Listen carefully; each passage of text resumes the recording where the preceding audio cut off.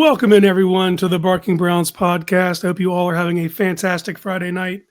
I am your host, Casey Kinnaman, and this is Know Your Enemy, a podcast where we deep dive into a breakdown of the Browns' upcoming opponent. And as always, we're brought to you by our friends over at SeatGeek.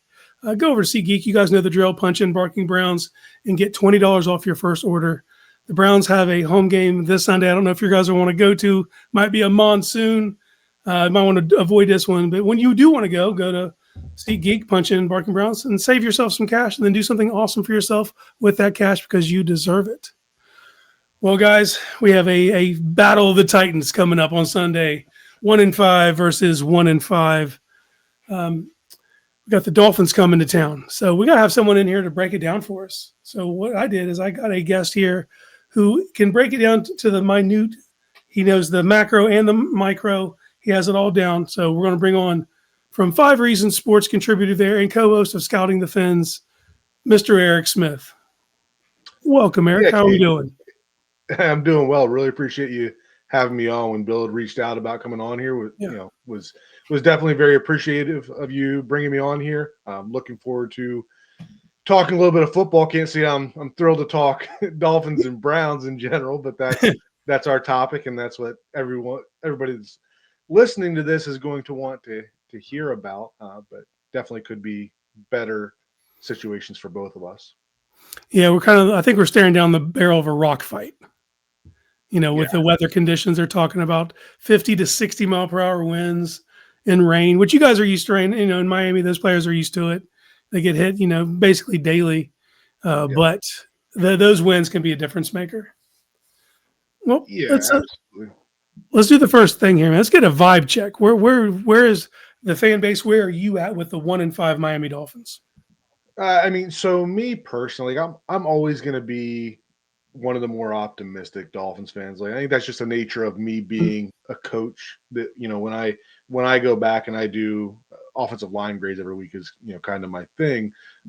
There's always stuff that you see that you're like, hey, if we fix this or fix that, then it's a much different result. But that is every week for the Dolphins, so it does kind of get old to keep saying that. But I think the overall vibe check is we really can't get any lower as Dolphins fans right now. Like, there were certainly fans that didn't feel the Dolphins were going to be pushing for playoffs this year, but I don't think that anybody imagined a 1-5 start. Like, when we looked at the first half of our schedule in the first 8 weeks, the Bills game was the only one that pretty much everybody looked at and said that's a surefire loss. I mean, there was talk of possibly being 7-1, right? So to go from the idea of being 7-1 because of the quality of opponents they're playing early in the season to be at 1-5, like that's really tough.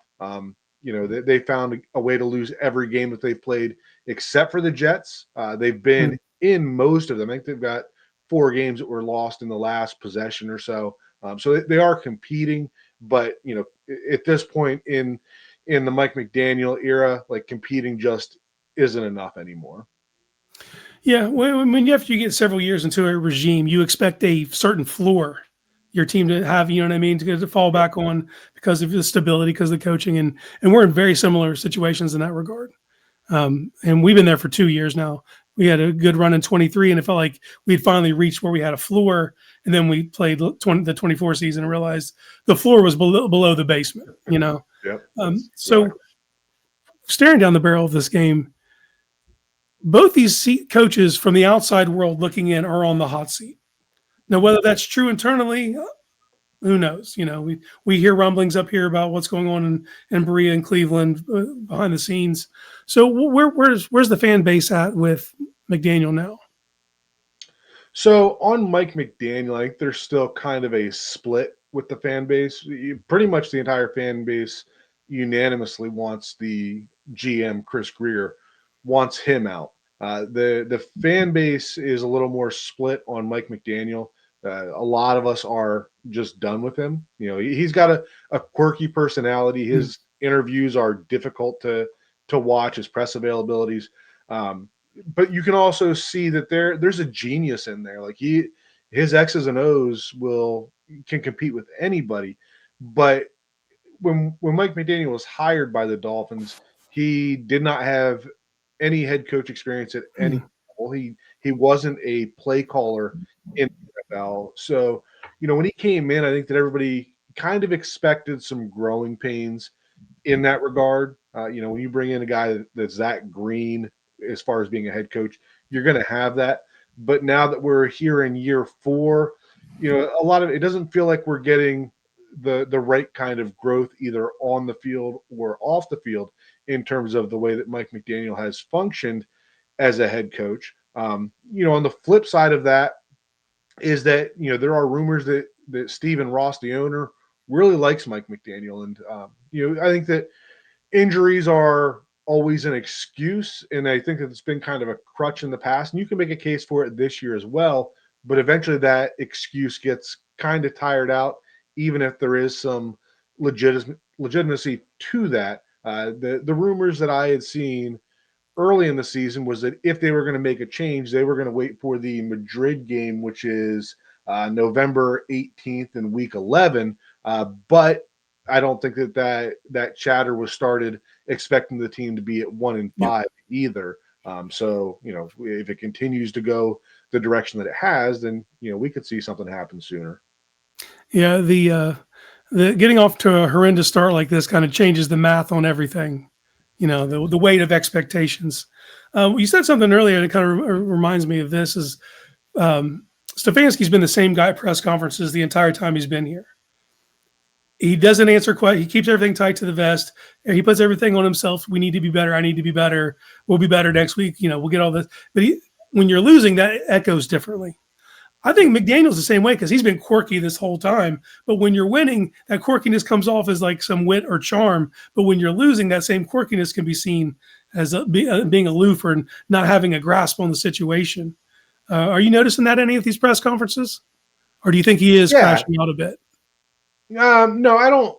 I wouldn't say that he is crashing. I think that he is still very much the same person that he has been, but that's kind of the problem there. Like he came in and he had this vision of a player-led locker room, which is a great vision to have. Like most of the teams that have long-term success do have that player-led locker room, but I also feel like a lot of those teams, like if you look back to the Bill Belichick Patriots, he didn't just walk in the door and say, "Hey, I want the players to lead." Right? He kind of developed the Tom Brady's, the Vrabels, the Harrisons, those guys into those leadership type players, and that's what developed that Patriot way. It wasn't him just walking the door and saying, "Hey, you guys need to lead the team." And I feel like that's kind of the direction. And there's been a little bit of, I guess you could say, animosity between the players and coaches in terms of, the players are now having meetings. They're player meetings, but it's not like we need to right the ship player meetings. It's more like we're not getting enough in our position meetings. Let's meet as a group afterwards. And some of the position groups are asking for coaches to be there. And that seems to have kind of rubbed Mike McDaniel the wrong way, that players feel they need it. And then there's players that, Tua had a comment coming out of last week's game talking about, not everybody is coming to those meetings, or they're coming late. So there's been a little bit of a fracture there in terms of keeping stuff in-house. And Tua did come out a little bit later after some of the other captains like Patrick Paul, Aaron Brewer came out and said, basically they're not going to comment on it, that stuff needs to stay in-house. Tua came out and apologized for, kind of putting that out there. But yeah, I think that Mike McDaniel came in with that vision, and I think he's still kind of pushing that same vision. And it's not working to this point. There's clearly, still players that aren't doing stuff the right way. And that's carrying over to the field. Now you're seeing, players that are saying it in the public as well, both at the end of last season and through the start of this season, that now it's getting out into the open. So I'm not sure there's anything different that Mike McDaniel is doing, but I think that kind of highlights the problem, is that it's not anything different that he's been doing. Well, let's go ahead and start on that side of the ball. Start with the offense, the unit that he runs here. So the first thing I would say is we got a big injury in Tyreek Hill. How did that change the offense? I mean, I think that it was a certainly a blessing that Darren Waller has emerged the way that he did, because once you took Tyreek Hill out, your options are fairly limited. Like the Dolphins have some good players. Jalen Waddle, I think, is fully capable of stepping up into that number one Mm. receiver role. But if you didn't have Darren Waller step up, then your next best option was going to be splitting Devon Achane out and having him being more of a receiving threat, which he should be doing anyways, right? But now that you have Darren Waller, now you have, at least for now, he's over 30, can't guarantee he's going to stay healthy for the entire season. But for now, you have that legitimate other receiving option that teams have to respect. And then you can kind of fill it in from there with, other role players. They have Malik Washington, that's been kind of your third receiver, gadget type player. He lines up in the backfield some, uses, he's a return guy, stuff like that. But other guys are going to need to continue to step up as the season goes on as well. Julian Hill, who was a starting tight end last year, is on pace for career highs for receiving numbers. So that's a nice development. Not expecting him to be, an all pro or anything of that manner. But when, I don't think the tight ends caught a touchdown pass last year. So to get more production out of that position is important. Still need other receivers to step up there in the passing game as well. So when I think about the hallmarks of McDaniel's offense when he came into the league, just a ton of motion, and quick game. But what I don't think people realize, because they think of Tyreek Hill and they think of they're getting the ball out quick. But it's a Shanahan system. You're running the wide zone. You're running the ball a ton. Yep. And if I look at your roster right now, A-Chain scares the shit out of me. It's like they designed a Madden player, how fast that young man is. And the way that McDaniel gets from the ball, attacks the edges a lot. Even your outlets are wide. They try to get him to the sideline when they can, because he has that. We're even, I'm leaving speed. But when I look at the rushing stats here, you're only getting 91 yards a game, 27th in the league. But if you look at per carry, it's 4.6. That's good. So are you guys is it a script thing, abandoning the running game too early, or is it McDaniel getting too cute with it and putting the ball in the air too much? All of that, and you're right. When Mike McDaniel came in, his entire background dating back to his teenage years Mhm. are in that Mike Shanahan wide zone scheme, and that is still the core of the running game.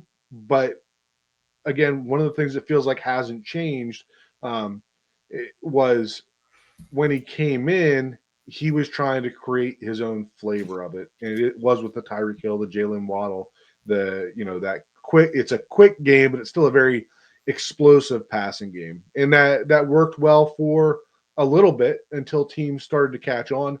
And when we talk about the stuff that Mike McDaniel has not changed over the years, he has been very quick to abandon that running game, and that's been a significant issue uh, throughout the season this year in these close games. I think it was the Carolina game. I think they only had 14 carries, and like over like 2/3 of that was in the first half. And that was a close game where you were playing with Yeah. the lead, where you should be leaning on the running game.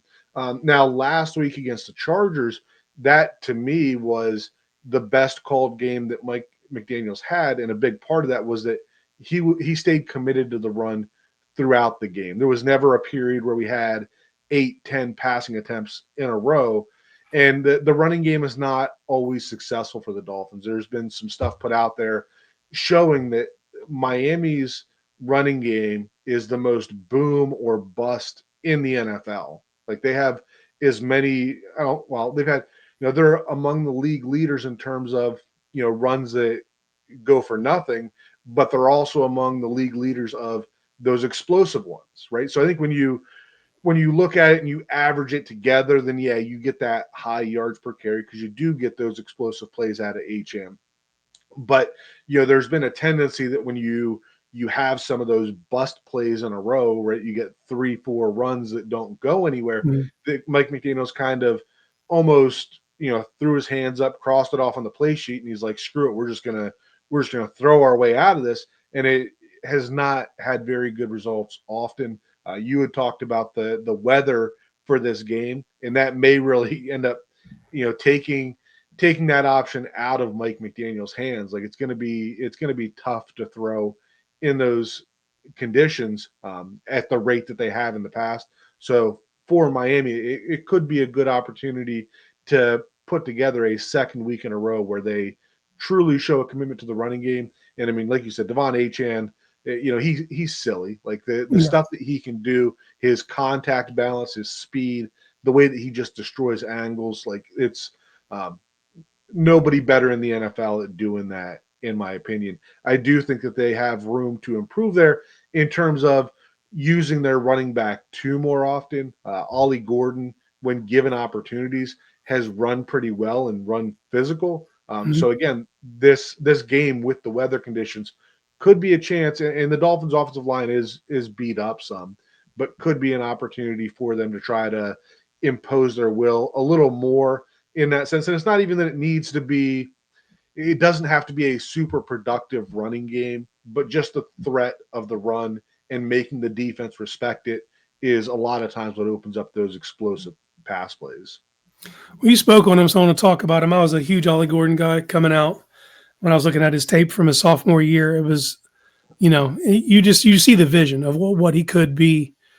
So how's he integrating in the offense? Is if you guys have to get a yard and it's 3rd and 1 and you have to have it, is McDaniel leaning on Gordon or is he still even A chain out in those scenarios? So third and short play calling has been an adventure for the Dolphins. I had done some videos on it last year, like some of the stuff that they were trying to do in short yardage situations was like made no sense, and there's still some of that. Last week against the Chargers, they have a play in their playbook where they're essentially running outside zone blocking, but they're handing it off to the fullback, but they're doing it in a way that the way the blocks line up make no sense just to hand it to the fullback. You're basically running him into a defensive tackle that has leverage on the offensive lineman. It's just stuff that Yeah. doesn't make sense. But at the same time, there has been some opportunities where he has lined up Ollie Gordon in the I formation, run some duo, and let him pound it forward. I think there was a 3rd and 2 last week that they let him do that.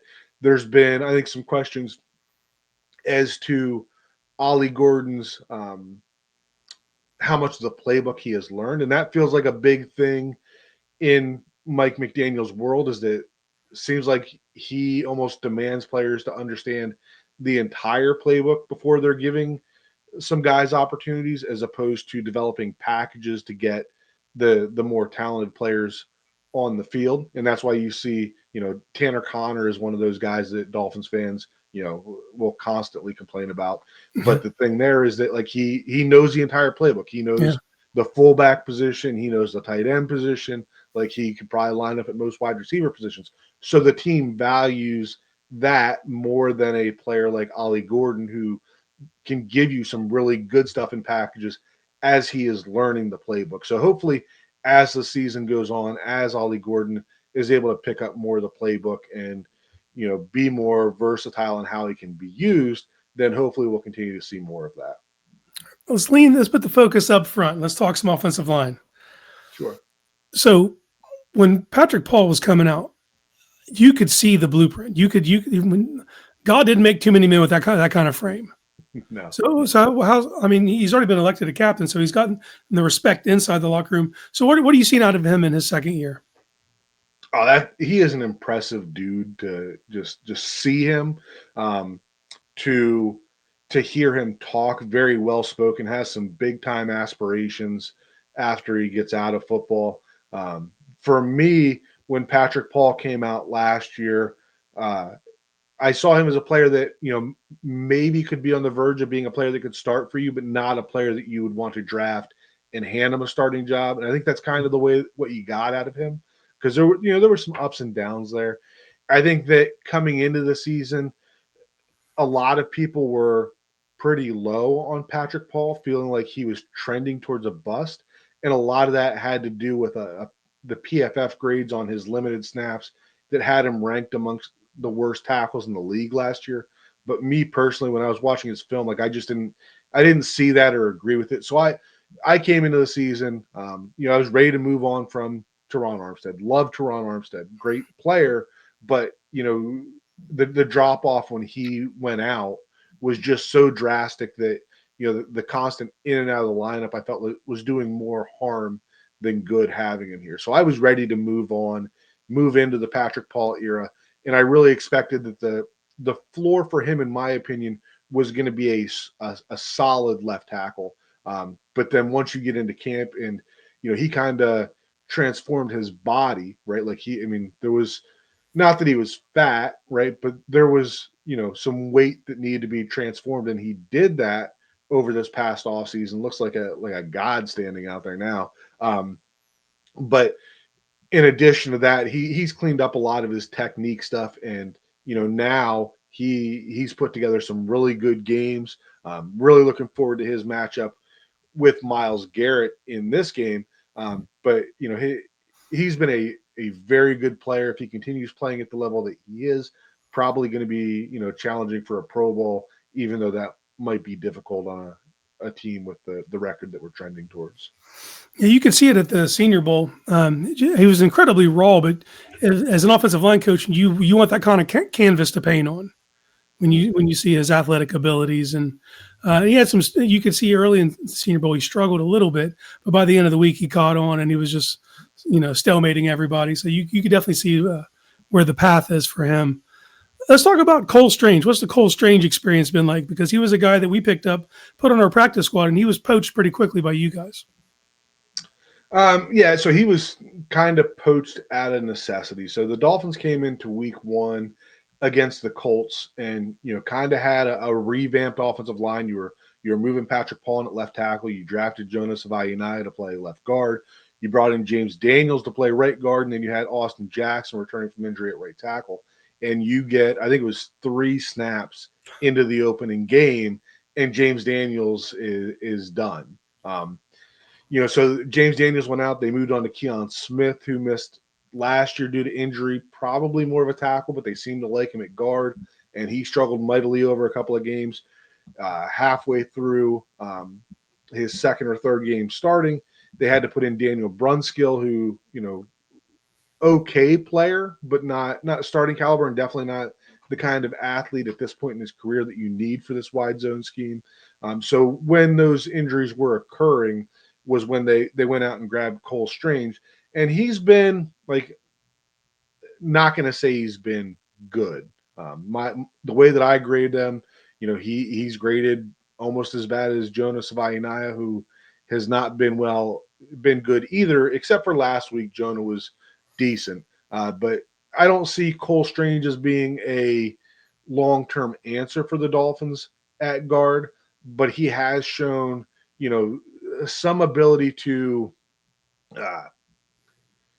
get you by, right? And that's what we say about a lot of these players, right? Right now, the right tackle is Larry Borum. And what I say about these type of players is if that's the only guy in your lineup and the rest of them are your projected starters, then you're probably going to be okay.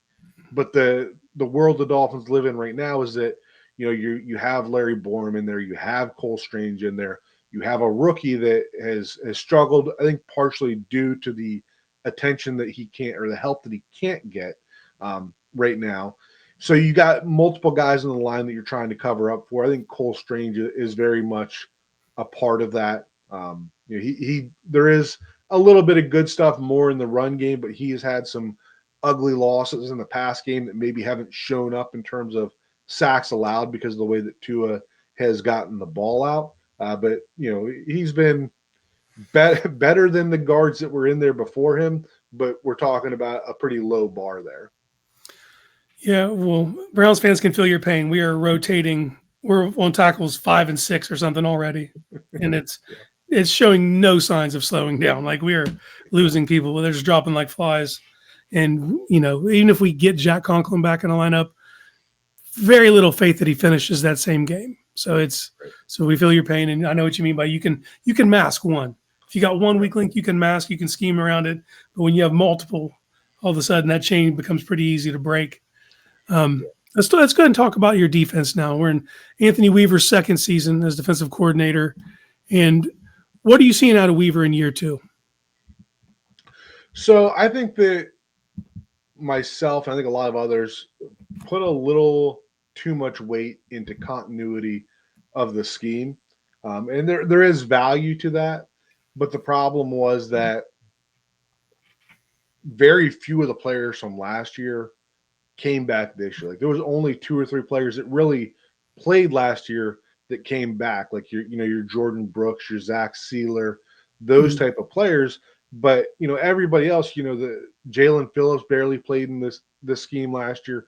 Bradley Chubb did not play in the scheme Yeah. last year. So even those are holdovers. They're players that didn't play in the scheme. And then we get into training camp, and Cater Kohu, who was trending towards being the best corner. I don't want to call him a number one lockdown corner or anything like that, but he was the best corner on the roster. And I think that he was intended to be kind of that chess piece that you move around, that plays on the boundary on the early downs, gets kicked inside to the nickel on passing downs. And he goes out really early, and they've really been struggling to find out how to cover that loss. Uh, the They had Kendall Sheffield, who was running with the starters throughout mini camps and stuff, and now he's not even on the team. So seemed like missed the mark there in terms of waiting to sign some of these cornerbacks. You end up with Rasul Douglas, who has played pretty well, and then Jack Jones, who's very much a very boom or bust Boomer player. bust. But Yep. those guys came in very late in the training camp and the preseason. So there's been a significant learning curve. I think that when you look at the snap counts from week to week, definitely still feels like Anthony Weaver is still trying to figure out the best way to deploy what he does have on defense, which isn't a whole lot at this point. Like one of the big changes for last week, and it may have been out of necessity because they're essentially running out of nickel cornerbacks. I mean, they had after Cater Kohu went down, they brought Mike Hilton in during the Yep. preseason, cut him. They kind of handed the job to the rookie Jason Marshall, and he showed a little bit of promise there, even though it wasn't a position that he had played in college, the nickel role. He ends up getting injured. They bring back Cornell Armstrong, who was with the Dolphins previously, and then he's injured now. So last week you saw a move to where there was a lot more three safety looks with Minka Fitzpatrick playing in that slot role. So that last week was a big change. There was almost no true nickel packages with three cornerbacks on the field. Mhm. It was a lot more either their base package with three defensive tackles or the three safety looks. So that'll be something to keep an eye on in this game, is whether that continues, whether they continue to stay away from the three cornerback looks and stay with the big nickel looks. Weaver dials up a ton of zone. I think it's like 20%, 26% cover two, 22% cover three, and 21% cover one. So with all these moving parts in the secondary, are you noticing any coverage mishaps and getting blown? People not knowing their assignments. Yeah, absolutely. Not so much just uh, blown assignments where you have guys just running deep, with nobody 20 yards around him, but it's a lot more of players not understanding the relationship of the zones with the other players. You can see that there is a lack of um, communication. Sometimes when you're talking about cover two, right, that hole between the safety and the Mhm. corner, you see that getting hit more often than probably should. And sometimes it's that the corner is staying up and guarding grass instead of Yeah. continuing to drop a little bit. Just stuff like that. You see Weaver trying to find ways to use those blitzes to drop some of those edge players. You see Jalen Phillips dropping into coverage. You see Chop Robinson at times. You see, Kenneth Grant, Zach Sealer. So you see him trying to work around that. But anytime that you try to mix in those variations, there has to be um, chemistry between everybody, so you understand how those zones work together. I think that it has been getting better. Another thing to keep an eye on is that Jack Jones has been starting at corner, but he's not a very good zone corner at Yeah. all, and he's taken some chances that have Yeah. cost him, and Yep. he's also had some kind of ugly reps in the run game as well. Yeah. Last week, Ethan Bonner, who is an undrafted guy, has been around for a few years, has battled injuries, was injured up until now for this season. He at least shared some of the snaps with Jack Jones last week. So this week will be interesting whether that continues or not, because I do think that, in terms of the zone coverage stuff, that Ethan Bonner is a better fit for the defense, even though he might not be the same athlete or the same instinctive player that Jack Jones is. Well, I want to set your mind at ease. You were talking about the honey hole shot in cover two. Even if it wasn't going to be 60-mile-per-hour winds, we just don't throw the ball there. So you get a week off of worrying about those honey hole shots. That'll be You nice. mentioned his name. So how's Minka Fitzpatrick's second tour of duty going? So I think that that's another player that just based on everything around him, I think that he has had a lot on his plate, and we Hmm. haven't had a ton of splash plays from him. He did have an interception a couple of weeks ago, I think, in the Panthers game. I think he had an interception early, the first one of the season for the Dolphins. Um, so I don't think, like, he's not playing out of position. He's not missing tackles. He's saved touchdowns, but you're also not getting the blitzes off the edge, or the interceptions, the forced fumbles, the Yeah. kind of stuff that you need out of a safety that you're essentially paying and expecting to play at an elite level.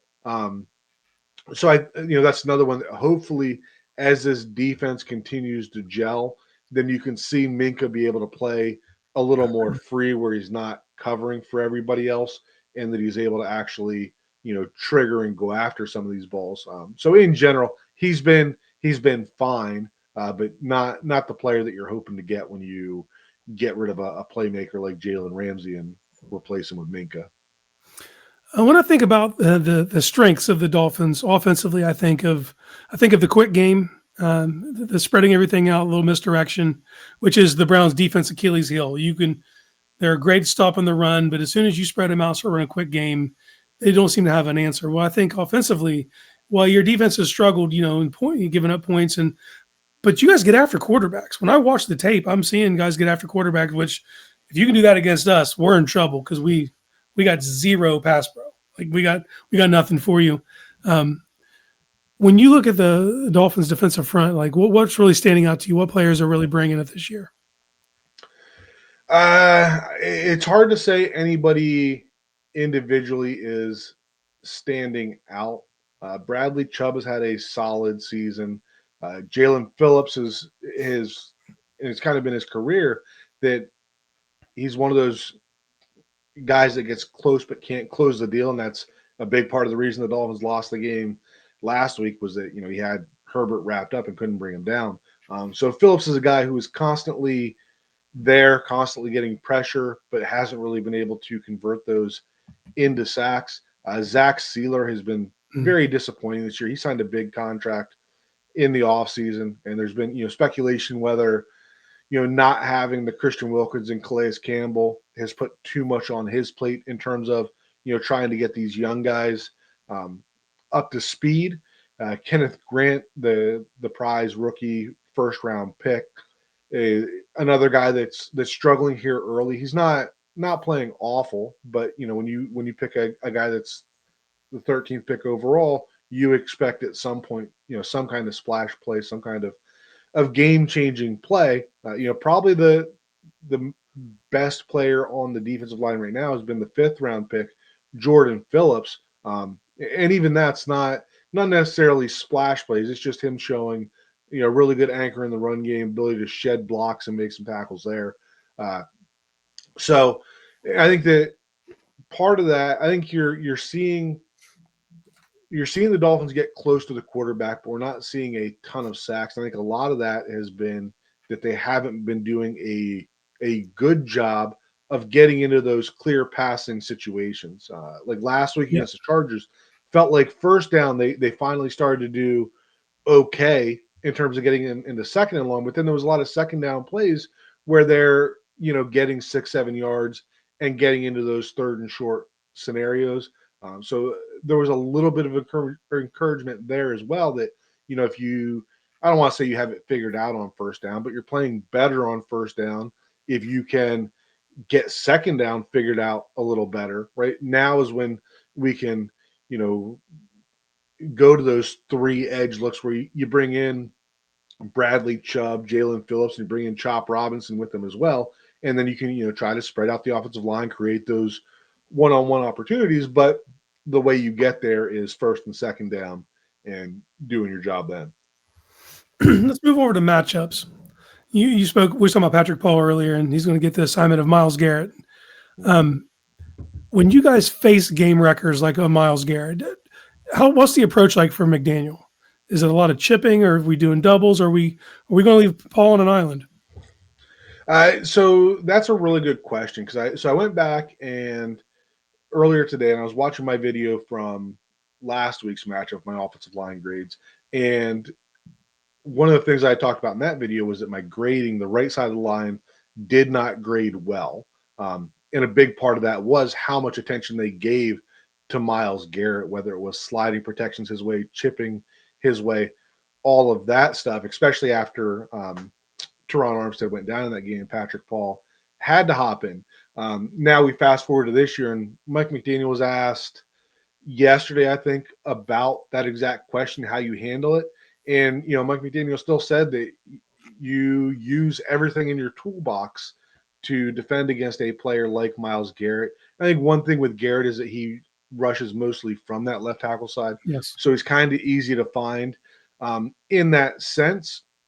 But at the same time, when you have backups in both spots on the right side of the line, like I don't know that putting all your attention on Myles Garrett and leaving Larry Borum on an island on the other side is going to be a good strategy. But you also, like, as good as Patrick Paul has played, if you just sit out there and you say, Pat Paul, you are against Myles Garrett one-on-one for the entire game, then Myles Garrett is going to make a game-changing play at some point. So I think they're going to have to mix it up. I think that more than last year that they will give Pat Paul some opportunities to go one-on-one with Myles Garrett.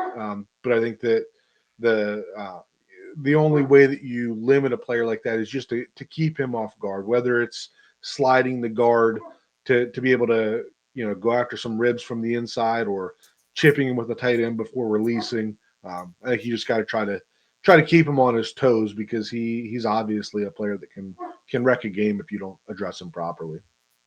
Are there any matchups you're excited for this Sunday? I'm excited to see what Jalen Waddle continues to do.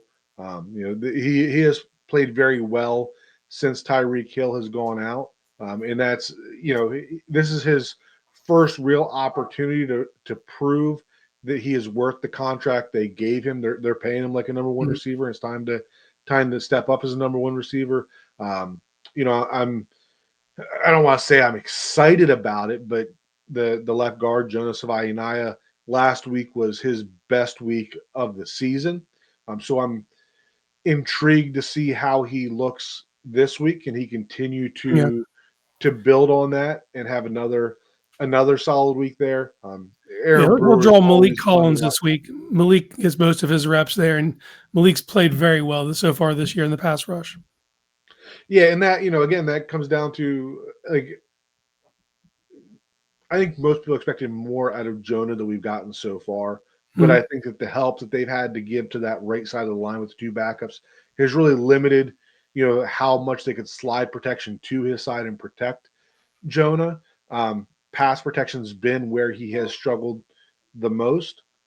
So if they have to protect the right side and they have to help Patrick Paul, right, then it's really could be a sink or swim game for Jonah there at left guard, where it's either time to put the big boy pants on and take care of Malik Collins, or that's another opportunity that the Browns could find some game wrecking plays. Other side of the field,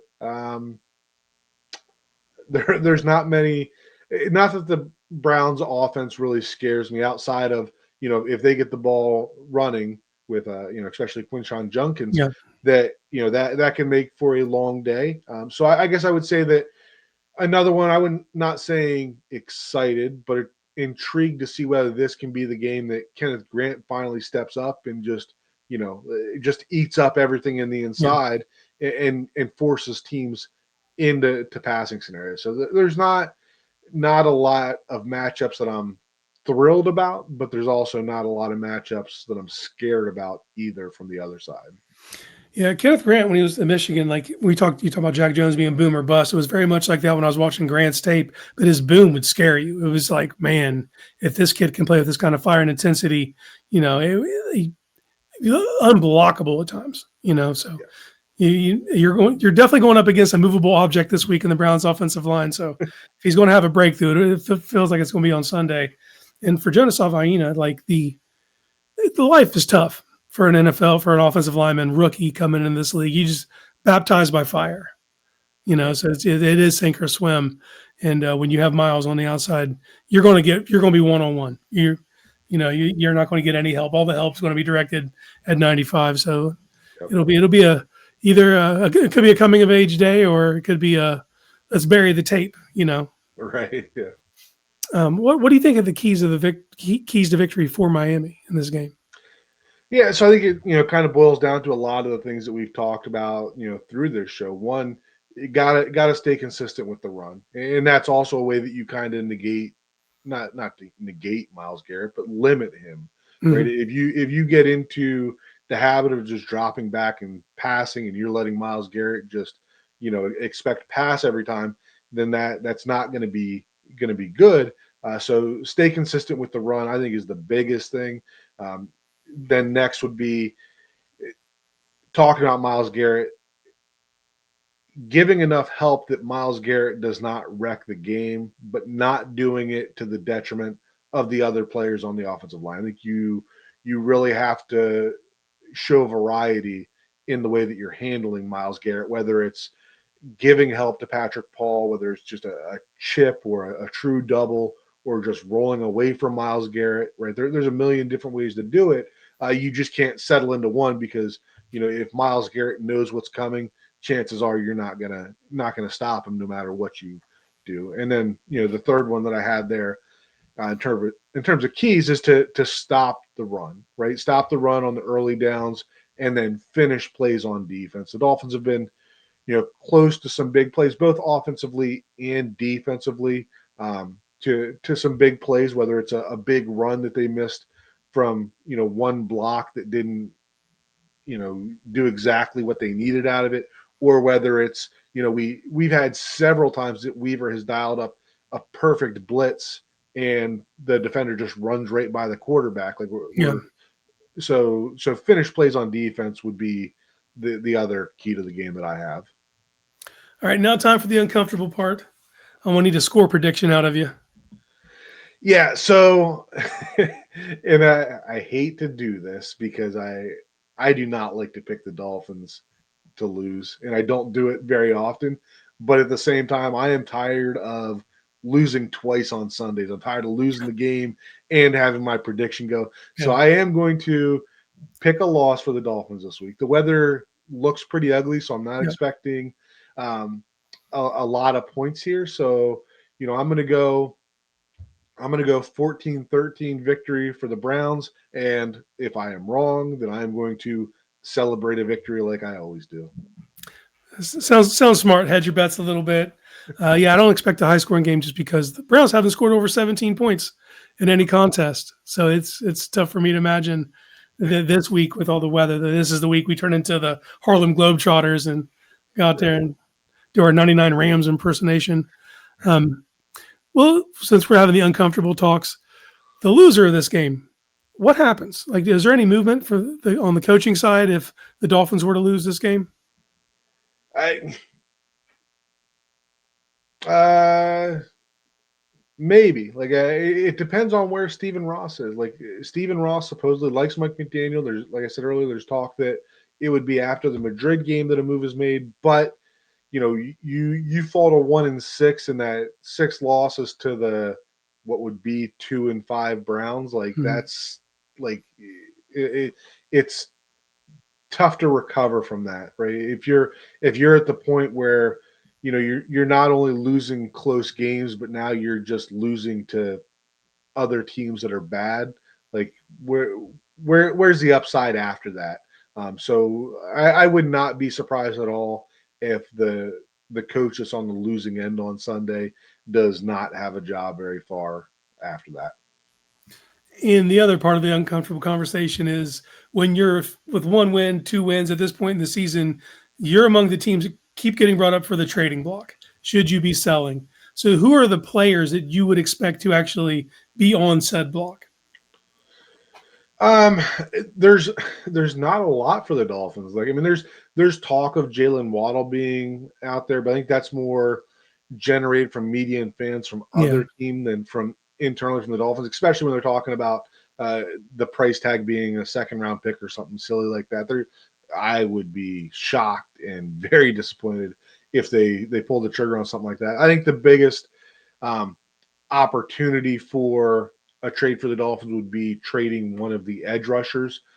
So far as snap counts have been very heavy towards the top two, which are Bradley Chubb and Jalen Phillips right now. But you invested a first round pick in Chop Robinson Mhm. last year, Makes so sense. I think that it could come down to you know, finding a way to get Chop Robinson on the field is going to be by moving one of those guys.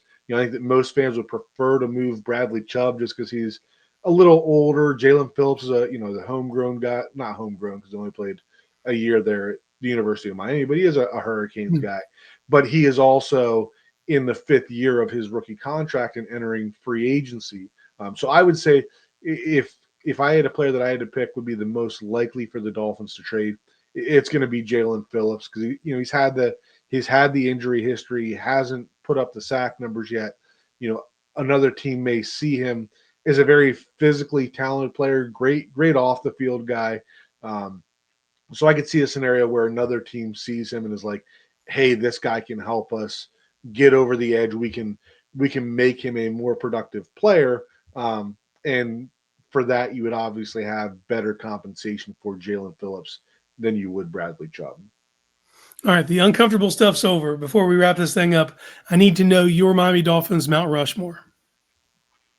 Yeah, so you kind of gave me a heads up on this one, and as soon as you said it, three names came to mind. I spent some time trying to figure out uh, whether there was anybody that could knock him off, and I like uh, Marino, Zonka, Jason Taylor. Like I there, Hard to you can make argue. an argument. You could argue like a Zach Thomas, or maybe you Mhm. want to throw in an offensive line flavor in there and get in a Richmond Webb or something like that. But My I guy. don't see how you knock any of those guys Yeah. off of the Mount Rushmore. So I guess Rushmore is actually four, isn't it? It's not three. Yep. So if I had to go for, I mean, he's a Hall of Famer. Probably going Zach Thomas. Yeah. You know, he was key part of that defense back in the '90s, and I guess just for me, that was the team that I was watching growing up. So him Mhm. and Jason Taylor certainly always have a special place for me. Yeah, and related now too. Like they kept it in the family. Richmond Webb should be in the Hall of Fame, by the way. Like I agree. let's put that out there. Richmond Webb should be in the Hall of Fame. Coach, Hopefully you've it been awesome, happens. man. You've been awesome. Thanks for coming on, educating our fans, getting us ready for this week. So tell the fans where they can find you. Yeah, Casey, really appreciate you having me on. I've enjoyed this conversation. Like you said at the top, I am a contributor on 5 Reasons Sports. I do a podcast called Scouting the Fins. You can find that on the 5 Reasons YouTube and as well as the 3 Yards Per Carry podcast feed.